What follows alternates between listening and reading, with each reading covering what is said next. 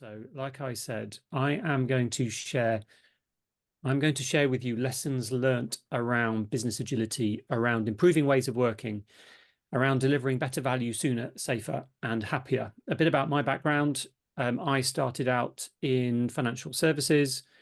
I started out on the trading floor in investment banking in the early 1990s, and we were naturally agile. This was about 7 or 8 years before the Agile Manifesto, and we were a small multidisciplinary team, business plus technology. We were about 8 people. We were the business, and we were delivering new business value on a daily basis. We were a really tight team. And for me, because that was my kind of first job, my first working experience, it just worked, and it was engaging, and it was fun, and everybody knew pretty much as much about the business as they knew about technology. It was a technology enabled business. In the course of my career, as I've taken on more responsibility and taken on more teams, I've taken them on the journey from traditional ways of working to working with agility, more engaging ways of working, delivering value sooner, safer, and happier. And then fast forward, I was leading ways of working across Barclays Bank, 80,000 people, 40 countries, 5 business units. Everything was in scope across the whole company. And we made some mistakes. We have some learnings. So I'm going to share those learnings with you, what didn't work and what did work. And also then when I was writing the book, Sooner, Safer, Happier, I have taken in learnings from about 40 organizations. Right now, we have about 55 organizations in the network. So this is also learnings from about 40 to 50 other organizations on improving how you work in order to get better outcomes. So first of all, why? Why change? Why does it seem that every organization on the planet is on this journey? So this is Cromford Mills, and it dates back to 252 years ago, 1771. This is Crompton Mills, and this is the first factory system at scale. And this is where we have division of labor. Now, this could look like a school. This could look like a prison. It's actually a mill. In reality, it could equally feel like it's a prison, or it could feel like it's a school, as you'll see in a minute. This is the origins of division of labor at scale, this very building.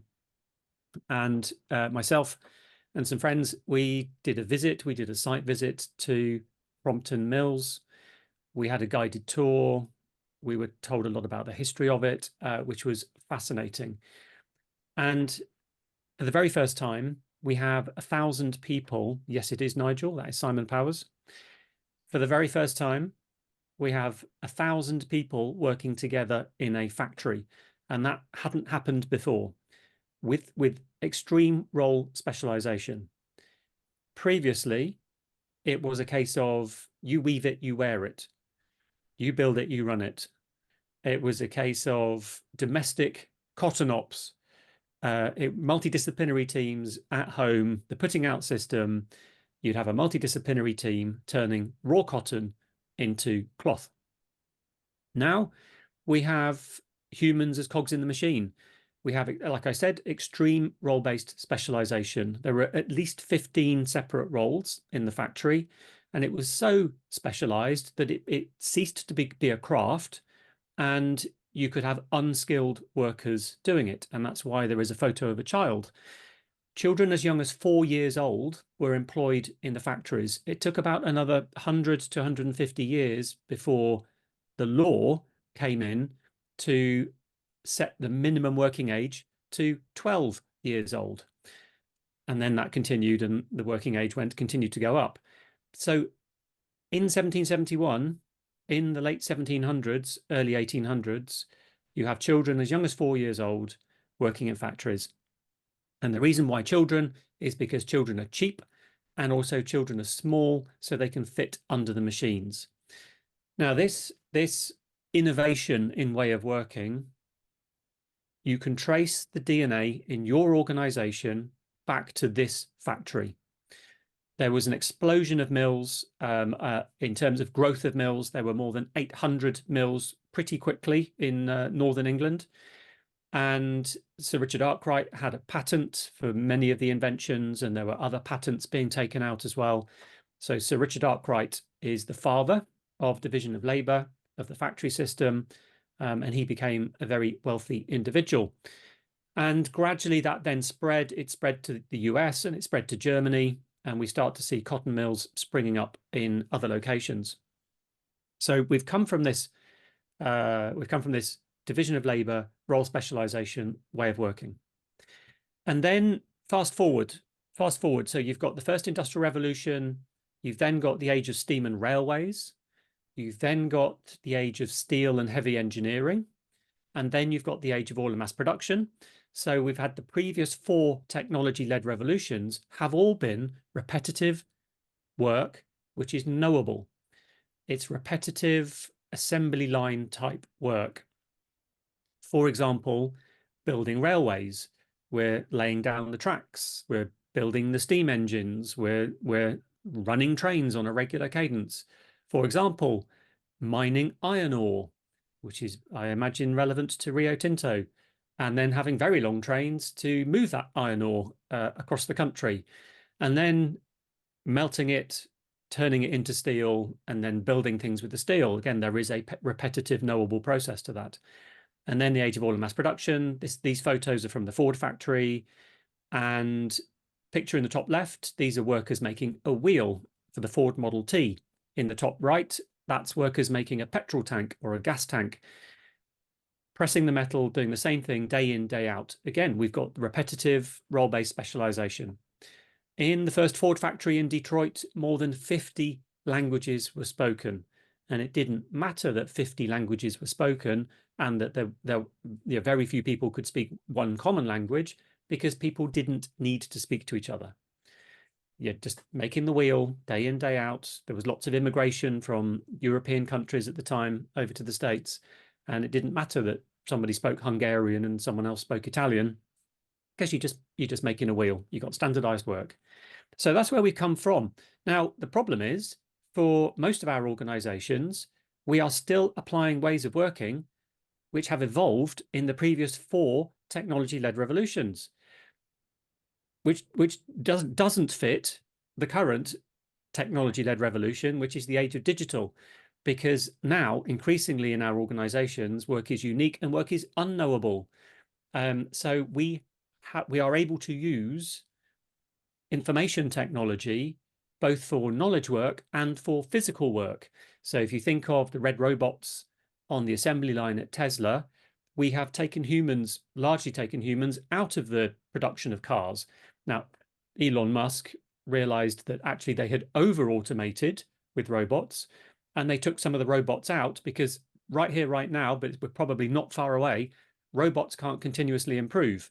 Now, I think with Gen AI and artificial general intelligence just around the corner, we're probably not far away from when robots can continuously improve themselves. So anyway, Elon Musk took some robots out, put some humans in, and nevertheless, we have been able to use machines, which we have programmed to do a lot of the repetitive work. And likewise for knowledge work, when I apply for household insurance or travel insurance, I don't speak to any humans. It all happens automatically. Click, click, click. Credit risk check in the background, some kind of fraud check, name and address check, credit card check. You're good to go. No humans involved. So increasingly, we are spending our time on unique, unknowable work. Also, software. When we are writing software, we don't write the same code a million times like you might make a wheel for the Ford Model T millions of times. You write it once, you realize how you could have written it better, you refactor it, and then it runs a trillion times. So we are increasingly doing unique work. This picture in the top left, this is a well-known global airline. This was December 2019, just before the pandemic. Obviously, nobody knew what was around the corner. For the very first time, we have product, pricing, marketing, sales, engineering, the executive committee, technology, infrastructure in a room together, working in multidisciplinary teams across business and technology and finance and compliance and marketing. And those swim lanes, those are value streams. So they are customer-facing value streams, and this is an example of people breaking down the role-based silos and coming together to work together. So that's the big pivot. And this is the key takeaway point. The key learning point here is that the work we do now is unknowable. So therefore, we need to learn, and the best way to learn is by acting to make the unknowable knowable. Is we need to have small slices of value. We need to minimize time to learning, and this is where agility comes in. So how do you get there? I'm going to share with you 7 patterns and anti-patterns for how to increase your agility so that you can optimize for outcomes in an increasingly unknowable domain of work. Anti-patterns give you a headwind and they make a hard job harder. Patterns give you a tailwind and they make a hard job slightly less hard, but it's still a hard job because it's mostly about human behavior. So number 1, do you want to do an agile transformation? So previously, my job title was head of the agile transformation. We were doing an agile transformation, capital A, capital T. And you know what? That was a mistake. We were measuring the wrong things. We were measuring how many agile teams do we have? How many product owners? How many scrum masters? How many people have we trained in agile? So those are interesting, maybe leading indicators, which we hope will lead to some lagging value. But it's a means to an end. It isn't the end. And so we were kind of focused on the wrong measures and we were focused on the wrong thing. And we were focused on doing agile, even though I've been a practitioner of agility for some time, we still made that mistake. So we pivoted. So my number 1 learning is if you want to do an agile transformation, don't. Instead, focus on the outcomes you're going after. Agile is a means to an end. Focus on the outcomes you're going after. And the outcomes that I have found to work best across any context, any group of humans trying to do something is, first of all, better, and better is quality. So to quote Deming, this is about building quality in, not inspecting it in later. Not, I'll burn the toast and you scrape. We don't want that. We need to not burn the toast in the first place. And if we do burn the toast, we want to not pass it down the line. The next one is value. Value is unique. It's unique to your organization, why you're in business. And even within an organization, you'll have multiple unique articulations of value. And that's value both from the eyes of the consumer as well as from the eyes of the producer. Then we have sooner. Sooner is the heart of agile and lean. Agile suits unique, unknowable work. Lean production suits repetitive, knowable work. In both cases, whether it's unknowable or knowable, we do want to optimize for flow, the flow of value, minimizing time to value, eliminating waste. 3 good measures: lead time, which is the time from starting work on something to getting it in the hands of the consumer; throughput, which is a count of items of value; and flow efficiency, which is the amount of time that work is being worked on during that end-to-end lead time. The next one is safer. Safer is continuous compliance. This is agile, not fragile. This is not leaking customer data onto the internet. And happier is happier customers, colleagues, citizens, and climate, because improving ways of working is not at any cost to society or to the planet or to colleagues. And the size of the prize, the benefits we saw when I was previously leading ways of working across an organization with 80,000 people, after 3.5 years, and that's the kind of timeline we're looking at, even with, a bunch of tailwinds, we're looking at 3, 4, 5, 6, 7 years sometimes. We saw a 20 times improvement in quality. So we saw a 20 times reduction in failure demand. On average, we saw a 3 times improvement on time to value, time to learning. So that's 3 times less sunk cost fallacy. We saw the 20 times improvement for the best teams. For safer, we had a positive compliance trend. And for people in those roles, they went from spending 80% of their time reactively firefighting to 80% of their time proactively working with product teams. And then for colleague engagement, we had the highest ever external UView survey engagement scores. People were the most engaged they had ever been, and a positive client net promoter score trend. And that's in particular, that's what lights my fire. That's what gives me purpose, is making the world of work more humane. a more humane and fun and engaging way of working. So those are the benefits that we saw. And this was an organization that is 334 years old, founded in 1690, before the existence of paper money in the West. So quite a lot of bureaucracy, quite a lot of audit points, quite a lot of process. And with the right tailwinds, you can still get there. The anti-pattern is agile for the sake of agile, lean for the sake of lean, DevOps for the sake of DevOps, etc. Measurement and visualization, this is very important. If you don't have a data feedback loop, you don't know if you're improving. It just becomes anecdotal. It just becomes subjective.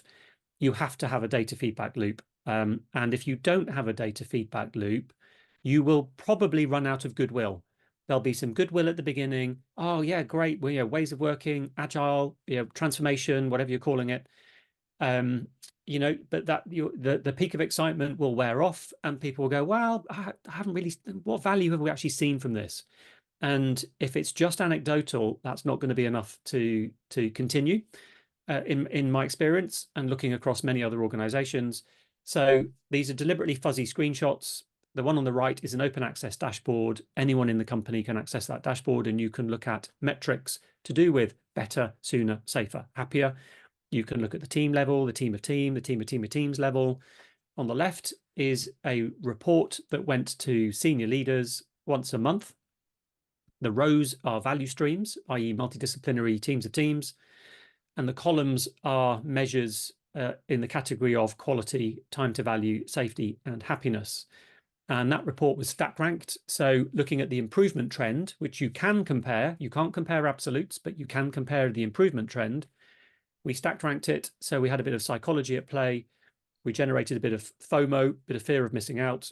We had the best improved, not absolute, the best improved at the top, the least improved at the bottom. It didn't take long before the value streams at the bottom were giving me a call to say, come and help. Number two is, do you want to scale agile? Usually when I ask that question, a bunch of hands go up in the room. Yeah, we want to scale agile, or we are scaling agile. My advice would be, don't. If you want to scale agile, don't. Instead, descale the work. Continuously descale the work. When you think about it, descaling the system of work, less bureaucracy, fewer processes, smaller teams, smaller slices of value, that gives you agility, rather than applying a pick your framework of choice and applying that on the organization. That still leaves a lot of the impediments to the flow of value intact. And it's much harder then to actually reduce your time to value and actually be more nimble, to have more agility. So you need to focus on descaling and also achieve big through small, not big through big. So basically, don't do a big bang on this topic. And I'm going to explain why. My favorite definition of what is agile, what is agility, is think big, start small, learn fast. Think big is we've got a very clear goal, very clear set of outcomes which are measurable. For example, better, sooner, safer, happier. That's the goal we're going after. And then start small, and then even smaller than that. What's the smallest possible experiment you can run? It might be one team in one business area. You can do multiple small experiments across. If you're a large organization, you've got multiple business units. It doesn't have to be one small experiment. You could do 3 or 4 or 5 or 6 small experiments, but keep it small in your context. And the reason for keeping it small is because the future is unknowable. And the only way we can make the unknowable knowable is by acting. So therefore, we have to learn fast. Complex adaptive systems. The butterfly flaps its wings and there's a tornado 1,000 miles away, and we don't know why. So it's also within risk appetite as well. When we start small, we're not betting the whole farm on something. Rather than doing a big bang, it's within our risk appetite. And then you can scale up, and then you can start to go faster. This is what we want. We want the cheapest cost of learning. We want intelligent failure. Failure is intelligent if it is cheap, quick, and unique. If it is slow, expensive, and you've already failed at it 5 times before, that is not intelligent failure. And quite often in large organizations, there's this sunk cost fallacy and the big, white elephant initiatives. Oh, okay, we've put $300 million into this initiative. We still hasn't delivered any value 3 years later. We need to put another $100 million in. Yes, we want intelligent failure. Amy Edmondson has some good writing on this, Fearless Organization, and her new book, which is The Right Kind of Wrong. So if you do a big bang, you get this green Kubler-Ross curve, the peak of excitement or denial, the trough of disillusionment, despair, anger, despair, chaos, and then you climb out of the hole. Now, if you do a big bang, you'll have that green line. Time T2 is typically 18 months, 24 months, and usually somebody in the executive committee has lost their job or moves on before time T2 because it's kind of chaotic. And it's going faster than the pace of change. It's faster than the speed of unlearning. And that is not a recipe for success. That is an anti-pattern. The pattern here is we want lots of small J curves. We want to start small. We want to prove it in our context because your context is unique. Your organization is unique. You have your unique history. You have unique baggage. You have unique culture. You have unique incentives. So you have to optimize in your context to your outcomes. And if there are any gaps in terms of starting small and gray areas, as we're not able to capture all data points, they will emerge. You've got to start small, get the wins on the door. You need the quick wins. You need to get it working, and don't pass go until you're starting to see some positive progress. And you're trying to alleviate impediments in your organization. There is a lot that's unknowable, and there is a lot that will make itself knowable as you progress, which is a nice segue onto this diagram, which is an S-curve. This is how humans embrace change.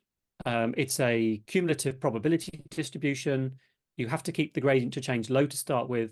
So typically a senior leadership team is saying, 12 months, I want us to be agile in 12 months time, the whole organization. Now, it doesn't work like that. You cannot force the pace of change. Like I said, the pace of change is determined by the speed of unlearning. People need to unlearn and relearn. People go through fear. People need to go through failure. And so therefore, you need to keep the gradient low to start with and prove it in your context. And then you can speed up. So for example, team 1, team 2, team 3, team 4, team 5. Then you go another 5 teams at a time, 5, 10, 15, 20. Then you go 10 teams at a time, 10, 20, 30, 40, 50. Then you might go 50 teams at a time if you're a large organization. 100, 150, 200, 300, 400, 500. And you have already beaten a path through the organizational jungle and through the bureaucracy and the processes and the culture.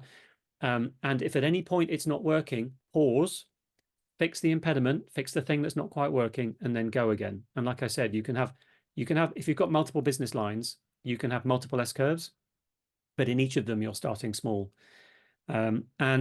If you go too fast, and we made this mistake back in 2015, we had a target, which itself was not a good idea. Goodhart's law, as soon as a measure becomes a target, it ceases to be a good measure.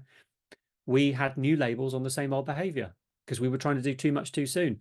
So we had people calling themselves product owners, scrum masters, doing stand-ups, running iterations. But the type of, I went and did a Gemba walk. I walked to the floor in one of the business lines. And the question I got was, after we've done 3 iterations of analysis, and then there's 3 iterations of development for software, and then there's 3 iterations of testing, what do we do when we get a defect, when we have a bug? It's like, okay, all right. So good intent. Well done for trying. Now, okay, we just need to take a whole bunch of steps back here, and we need to start again. So if you try to do too much too soon, you'll get new labels on the same old behavior. Because people have a limited velocity to unlearn and relearn, the pace of change is determined by the speed of unlearning. You cannot force the speed of unlearning. The speed of unlearning is determined by the amount of psychological safety. If you have an organization, if you are in an organization with a culture of fear, you will make very little progress. I hope that's quite obvious because people will be too frightened. People will not want to step out of their comfort zone. They will not want to try something new. They will not want to experiment. They will not want to fail. So the most critical ingredient, if you want to improve your ways of working faster in order to get better outcomes sooner, you have to turn the dial up on psychological safety. And that means being intentional about it from as senior a leadership team as is possible in the organization. You can do it within your own sphere of control. You can create your own bubble of psychological safety. Ideally, it comes from the top. Ideally.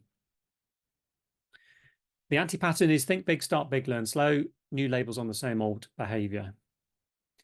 Psychological safety is mandatory agile knowledge. Absolutely, Thomas on the chat. I agree. Number 3, do you want to mandate one way of working? No, of course you don't, but you'll be surprised how many organizations do mandate one way of working. You're all going to do mandatory 2-week iterations. You're all going to be synchronized in your iterations, and you don't have a choice and start on Monday.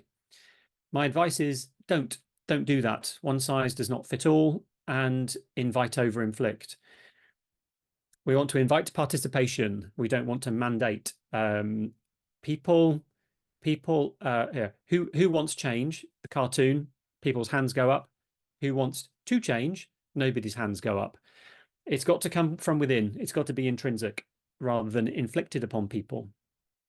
And the anti-pattern here is the Big Bang. So this is the diffusion of innovation curve. Everett Rogers, 1962, 508 studies went into this about how people embrace change. You have your innovators on the left, then you have your early adopters, then you have crossing the chasm, then you have your early majority, then you have your late majority, wondering what those weirdos are up to over there, and then you have your conservative people who just want their fax machine back. Thank you very much. And the anti-pattern would be to say, attention, everyone, we're all going agile on Monday. So then you've got this mixed bag of people, and you've got your critics and your laggards, and they're not really interested. And some people will silently sabotage it.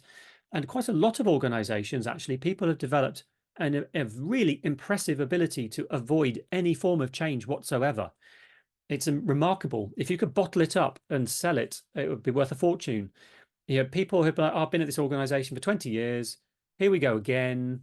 Just, yet another transformation. I can put my head in the sand, or I figured out how to basically nod and smile, but avoid any form of change whatsoever. People get very good at that. So that's not going to be a recipe for success, starting with a mixed bag of people. Instead, you want to start with your champions. Who are your natural champions? A community of practice is a great way to identify your champions, a voluntary law of 2 feet, ways of working, agile, whatever word you want to use, community of practice. Also just asking, we're going to improve our ways of working. Who wants to go? Who wants to go first? Who wants to go next?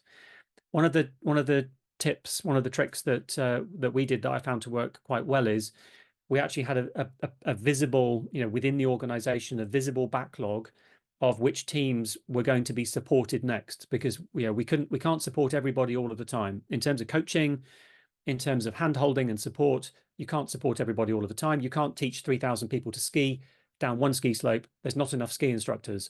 There's not enough hospital beds. There's not enough helicopters. So you got to do this in a manageable manner within your risk appetite. And yeah, nice one, Thomas, your comment. You don't want a mixed bag of people told that they're going to do agile. And so you have to start with your innovators and who's volunteering. Usually, and I'm one of these people, there are people in the organization who have been working with agility despite the company, not because of the company, actually taking some personal risk to actually work in a far better way than the standards and the policies that are printed in the company. And so I created an agile community of practice in 2012. It grew to 2,500 people. This was before we had senior leadership supporting better ways of working. And I'd already created the Rebel Alliance. We had the network. We had it across 5 business units. And actually that language of Rebel Alliance as actually accurate terminology. Identify your Rebel Alliance. Meet regularly, but it's a very positive Rebel Alliance. It's very positive about more value, more quickly, more engaging. And then you need to plug the gap. So crossing the chasm, communicate, communicate, communicate 3 more times than you think you need to, and you're a third of the way done. The very first role that I hire into a ways of working center of enablement is a head of comms. And the second role I hire is a head of data. And that's before hiring any agile coaches or ways of working coaches, a head of comms and a head of data. People look for social proof. Some people are motivated by the emotional storytelling. In my experience, most people are motivated by hard data. So some people you can win over with the stories, other people show me the data. And then what happens when you get to the 50% point in a large organization?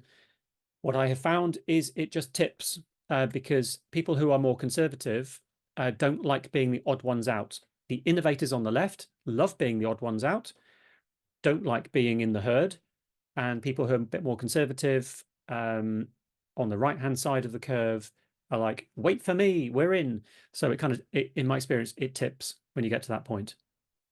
Number 4 is, do you want to delegate change? You'll be surprised how many leaders do try to delegate change. Arms crossed around the table, go on, transform. I dare you, tell me when you're done. And obviously my advice would be, don't delegate change. Leadership behavior will make it or break it. Leadership behavior is critical. This is an anti-pattern. We have a nice waterfall project plan saying we will be agile on the 22nd of October, 2024. But of course, it's a complex adaptive system. So we have all of this, all of this mess going on outside the box. It isn't that clean and clear. It's not a transformation with a start date and an end date. Instead, we want some servant leadership. We had no idea you were dealing with this. How can we help? Dear teams, how can we help alleviate impediments? How can we get blockers out of your way so that you can do your job? That's a very important part of being a leader. Also, role modeling. Lead by example. Leaders lead. The origins of the word lead is to guide on a journey from the front, not from the back or even staying at base camp. Leaders need to lead by example. Now, my definition of leader is everybody. Everyone is a leader. Leaders at all levels in all roles. Everybody can be a leader. For example, Greta Thunberg at school, she's an amazing leader. It's not about positional power. Number 2, psychological safety, as we have discussed. Number 3, an emergent mindset. And that means acknowledging that the future is not knowable. Experimentation, outcomes, hypotheses, celebrating intelligent failure, not let's put together a Gantt chart at the point of having learnt the least. We're going to determine exactly what we're going to build. And the definition of success is, did we build that solution or do that thing by the milestone in the Gantt chart with a RAG status? That is not value. It's a thinking error. And when we never hit our project plans, it's because there's a gap between what's knowable and what's not knowable. It's unrealistic to think we can come up with a predetermined, deterministic mindset project plan for something for the future. And it's people, process, tooling in that order. My rule of thumb is 80% culture, only 20% process and tooling. This is mostly about human behavior. The anti-pattern is changes for you, not me, command and control, inflict over invite, and a culture of fear. Number 5 is, do you want to do agile in IT only? You'll be surprised how many organizations do, perhaps not surprisingly, in terms of where agile has grown up and come from. And instead focus on whole organization agility. We need to focus on the end-to-end flow of value. A system of local optimums is not an optimum system. Ellie Goldratt, who wrote a book called The Goal, if you haven't read it or listened to it on audiobooks, I recommend it. It's written as a fiction story. Most organizations, for knowledge work is weighting 90% of the time. Most organizations have a flow efficiency of 10% or less. And I think that is terrible. I think that's shocking that knowledge work is weighting 90% of the time.